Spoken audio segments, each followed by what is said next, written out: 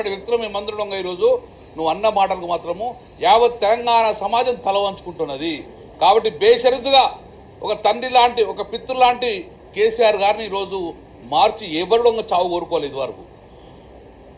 ఏ ముఖ్యమంత్రిడంగా ఏ ప్రతిపక్ష నాయకుడిని చావు కోరుకోలేదు. ఈరోజు ఇలాంటి వ్యక్తి ఈరోజు నిజంగా ముఖ్యమంత్రి ఉండవన్నది ఆ సభలో మేమందరం ఎమ్మెల్యేగా ఉన్నది తల వంచుకుంటున్నాం. నిజంగా మేము చాలా అవమానం ఫీల్ అవుతున్నాము. నువ్వు ముఖ్యమంత్రి ఉన్న సభలో మేమందరం ఎమ్మెల్యేలుగా ఉన్నందుకు నిజంగా మేము అవకారంగా భావిస్తున్నాము. ఇలాంటి ముఖ్యమంత్రి ముందట మేము ఎమ్మెల్యేగా ఉన్నామని చెప్పేసి చాలా బాధపడుతున్నాం. కాబట్టి బేషరతుకు ఇప్పటికైనా కేసీఆర్ గారికి కేసీఆర్ కుటుంబానికి యావత్ తెలంగాణ సమాజానికి నువ్వు క్షమాపణ చెప్పాల్సిన బాధ్యత మీద, లేకుంటే తెలంగాణ సమాజం నిన్ను ఇప్పటికీ చిత్కరించుకుంటుంది అని చెప్పి మేము హెచ్చరిస్తున్నాం.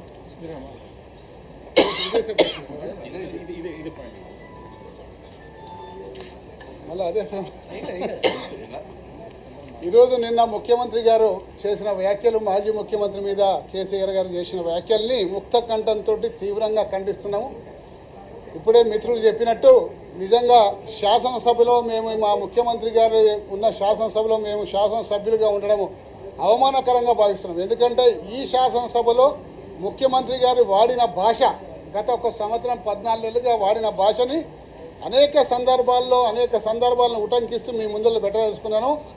చీల్చి చెండాడుతూ అంటాడు, పేగులు మెడలు వేసుకుంటూ అంటాడు, పండబెట్టి తొక్కుతూ అంటాడు, వంగబెట్టి గుద్దుతూ అంటాడు, లాగుల తొండలు ఇడిచిపెడతా అంటాడు. ఈరోజు మరి మాజీ ముఖ్యమంత్రి గారిని మొన్నటి వరకు వీల్ చైర్కి పరిమితం చేసినా మరి నేడు స్ట్రెచర్ మీద పడుకోబెడతా, దాని తర్వాత మార్చురీకి పంపిస్తా అని చెప్పి నీచమైన పదజాలం వాడిన ఈ ముఖ్యమంత్రి గారి భాషని తీవ్రంగా ఖండించుకుంటూ మరి తెలంగాణ రాష్ట్ర ప్రజలు ఎన్నో సందర్భాల్లో అనేక పోరాటాలు చేసిండ్రు.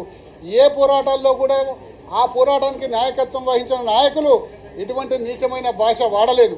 కానీ మన ముఖ్యమంత్రి గారికి అధికారం ఇచ్చి తెలంగాణ పరిపాలించమని చెప్పేసి ప్రజలు అధికారం అవకాశం ఇస్తే కేవలం అధికారం అవకాశాన్ని పక్కకు పెట్టి ఈరోజు కేసీఆర్ గారి కుటుంబాన్ని మరి కేటీఆర్ గారిని ఏ విధంగా సతాయించాలి, ఏ విధంగా తిట్టాలి, ఏ విధంగా జైలుకు పంపాలన్న కేవలం ఏకైక ఆలోచనతో ప్రజా పరిపాలన పక్కకు పెట్టి, ప్రజల సంక్షేమం పక్కకు పెట్టి, ఇచ్చిన వాగ్దానాలు పక్కకు పెట్టి కేవలం వ్యక్తిగత దూషణలకే పరిమితమైన ముఖ్యమంత్రి గారు నిజంగా నీచమైన మీ యొక్క గుణాన్ని ఈరోజు బహిర్గతం చేసుకుని రాష్ట్ర ప్రజలందరూ కూడా గమనిస్తున్నారు. ఇటువంటి పదజాలాన్ని అందరం కూడా తీవ్రంగా ఖండిస్తున్నాం. మరొకసారి ఇటువంటి పదజాలం వాడితే నేను గట్టిగా బుద్ధి చెప్తామని కూడా ఈ సందర్భంగా మనవి చేసుకుంటున్నాం. ముఖ్యమంత్రి గారి రేవంత్ రెడ్డి గారి యొక్క భాష మొదటి నుండి కూడా ఇదే రకంగా మరి రాష్ట్ర ప్రజానీకాన్ని అవమానించే పరంగా రాష్ట్ర ఖ్యాతిని మరి దిగజార్చే విధంగా ముఖ్యమంత్రి గారి యొక్క వ్యవహారశీలి వారి యొక్క భాష తీరు స్పష్టంగా కనపడుతూ ఉంది. ఇంతటి సంస్కారహీనుడైన ముఖ్యమంత్రిని ఈ యొక్క 2 తెలుగు రాష్ట్రాల చరిత్రలో, గతంలో ఉమ్మడి రాష్ట్రం ఉన్నప్పుడు కూడా ఈ యొక్క తెలుగు రాష్ట్రాల చరిత్రలో ఎప్పుడు కూడా కనీ విని రీతిలో సంస్కారహీనుడైన ముఖ్యమంత్రిని మరి ఇప్పుడే చూస్తోంది సమాజం అంతా కూడా. ఇంత దుర్భుషలాట మరి వారి యొక్క పరిపాలన యొక్క వైఫల్యాలని కప్పిపుచ్చుకోవడానికి, వారి యొక్క అసమర్థతని కప్పిపుచ్చుకోవడానికి, వారి చేతగానితనాన్ని కప్పిపుచ్చుకోవడానికి ఈ రకమైన భాష వాడుతూ మరి ప్రజలకి ఏ రకమైన సంకేతం ఇస్తున్నాం మనం స్పష్టంగా వస్తూ ఉన్నాం. వారి యొక్క అసమర్థత ఎలాంటిదంటే ఇప్పటికి 15 నెలలు 16 నెలలు కావస్తా ఉన్నా 6 మంత్రులని చేసుకోలేకపోతా ఉన్నాడు. వారు ఇంకా ఓపెన్ బాహాటంగా ఏమంటారు, నన్ను పని చేయనిట్లేదు అంటారు. ఎవరైనా ముఖ్యమంత్రి చరిత్రలో ముఖ్యమంత్రి ఎవరైనా పని చేయనిట్లేదని చెప్తారా ఎవరన్నా? అంటే వారికి అసమర్థత అని చేతగానితనం మనకు రాదు, ఈ పరిపాలన చేయలేడని చెప్పి ఆయన మాటలే చెప్పకనే చెప్తా ఉన్నాడు.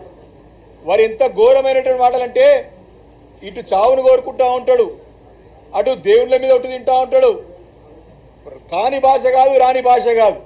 ఈరోజు చాలా స్పష్టంగా కనబడుతూ ఉంది వారి యొక్క భావ దారిద్ర్యం, వారి యొక్క భాష దారిద్ర్యం స్పష్టంగా 15 నెలలు కనపడుతూ ఉంది. ఇప్పుడు వారి యొక్క మానసిక ఏ రకంగా ఉందో మానసిక స్థితి అని చెప్పేసి మనం అర్థం చేసుకోవచ్చు. వారి మెంటల్ ఇంబ్యాలెన్స్ కూడా స్పష్టంగా అర్థమవుతా ఉన్నది, వారి ఫ్రస్ట్రేషన్ అర్థమవుతా ఉన్నది.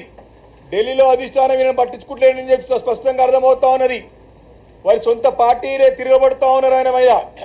కాబట్టి ఇవన్నీ కూడా మరి తట్టుకోలేక ఆ అక్కసు మొత్తం కూడా మా పార్టీ అధినేత పైన మా పార్టీ పైన విషం కక్కుతా ఉన్న సంగతి మనం చూస్తూ ఉన్నాం, గమనిస్తూ ఉన్నాం. దీని సర్వ సమాజం అంతా కూడా తెలంగాణ సమాజం అంతా కూడా ముక్త కంఠంతో ఖండిస్తూ ఉన్నది. కేసీఆర్ గారి పైన మాట్లాడిన భాషని తక్షణం విరమించుకొని వారికి క్షమాపణ చెప్పాలి తప్పకుండా. లేకపోతే రాబోయే రోజుల్లో మాత్రం తప్పకుండా ప్రజల యొక్క ఆగ్రహ జ్వాలలకి గురికాక తప్పదు. ఇప్పటికే రైతాంగం కానివ్వండి, నిరుద్యోగులు కానివ్వండి, మహిళలు కానివ్వండి, దళితులు కానివ్వండి, అదేవిధంగా బలహీన వర్గాల ప్రజలు కానివ్వండి, అందరూ కూడా వీరిని తిడుతూ ఉన్నారు. ఏ రకంగా వారి గురించి మాట్లాడుతున్న స్పష్టంగా సోషల్ మీడియాలో చూస్తూ ఉన్నాం. మరి వారు ఎవరైనా మీడియా మిత్రులు మాట్లాడితే మరి నిన్న ఇద్దరి పైన కేసు పెట్టి చెంచల్ కూడా జైలు పంపించాడు. మరి ముఖ్యమంత్రి మాట్లాడితే వారిని ఎవరు శిక్షించాలని చెప్పేసి ప్రశ్నిస్తూ ఉన్నాం. వారు కూడా అదే భాష మాట్లాడితే ఎవరు ప్రశ్నించాలో చూస్తూ ఉన్నాం. కాబట్టి వారు మనుషులనే కాదు, ముఖ్యమంత్రిని మా అధినేత కేసీఆర్ గారినే కాదు, వారి కుటుంబానే కాదు, సాక్షాత్తు గత అసెంబ్లీలో కూడా దేవుని పేరు కూడా అపహేళన చేసే విధంగా కాళేశ్వరం అంత పవిత్రమైన పేరుని ప్రాజెక్టు పెట్టుకుంటే ఆ భగవంతుని కూడా ఆ పరమాత్మని కూడా అపహేళన చేసే విధంగా ఏదో ఒక తాగుబోతైనా మాట్లాడి అర్థం చేసుకోవచ్చు. ముఖ్యమంత్రి గారు కూడా కాళేశ్వరం పట్టుకొని కూలేశ్వరం అని చెప్పిన సంగతి ఈరోజు గుర్తు చేస్తూ ఉన్నాం. అంటే వారి అహంకారం నెత్తికెక్కినది, కళ్ళు నెత్తికెక్కినాయి, మదంతో మాట్లాడుతూ ఉన్నారు. తప్పకుండా చూస్తూ ఉన్నాం. దేవుణ్ణి కూడా దేవుని పైన ప్రమాణం తినడే కాకుండా దేవుని పేరు కూడా వాడి మరి కాళేశ్వరం అనే ఒక పవిత్రమైనటువంటి అందరూ కూడా పూజించుకునేటువంటి పరమాత్మని యొక్క పేరుని కూడా కూలేశ్వరం కానీ ఆ రోజు ఇదే సభలో ముఖ్యమంత్రి గారు మాట్లాడిన సంగతిని గుర్తు చేస్తానంటే వారి అధికార మదంతో మాట్లాడుతూ ఉన్నారు. తప్పకుండా రాబోయే రోజుల్లో గురిపడడం తప్పదు. వారింకా నిజంగా కూడా నీ సిగ్గుగా గవర్నర్ గారితో ఏం మాట్లాడిపిస్తున్నారు? గవర్నర్ గారితో ఈయన యంగ్ అండ్ డైనామిక్ ముఖ్యమంత్రి అంట, యంగ్ అండ్ డైనామిజం అంట. ఎక్కడ ముసలిని అయిపోయి తాత అయిన ఆయన డైనామిజం ఏం డైనామిజమేనా? కరప్షన్ డైనామిజం. ఎన్ని ఎగ్గొట్టిండు ఆయన?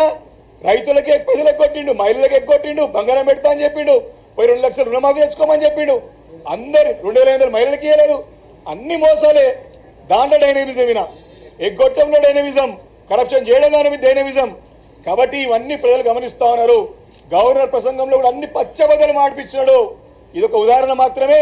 కాబట్టి నిన్న కేసీఆర్ గారి పట్ల మాట్లాడిన భాషని మా మనసులంతా కూడా కలిసివేసింది.